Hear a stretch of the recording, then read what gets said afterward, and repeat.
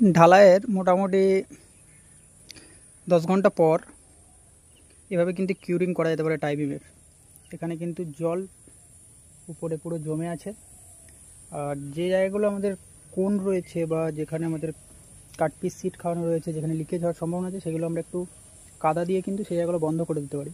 তো সেগুলো বন্ধ করে দিলে কিন্তু এভাবে কিউরিংটা খুব সুন্দরভাবে করা যেতে পারে। কিউরিং কিন্তু মাস্ট প্রয়োজন। একটা কংক্রিটের ক্ষেত্রে জল বিরাট ভূমিকা পালন করে কংক্রিটের স্ট্রেংথ বাড়ানোর জন্য, নাহলে কিন্তু উপরে ফাটল আসতে পারে জলের অভাবে। তো এভাবে কিন্তু পুরো প্রত্যেকটা বিমের উপরের সারফেসে কিন্তু কিউরিং করা আছে। এবং ডিসার্টনিংয়ের পর কিন্তু আবার ধারগুলোকে বস্তা বা কোনো ধরনের কাপড় দিয়ে ভিজিয়ে কিন্তু রাখা উচিত, যদি ওয়েদার কিন্তু হট থাকে বা রোদ থাকে। এভাবে কিন্তু সাইডে কিউরিং করা হয়েছে।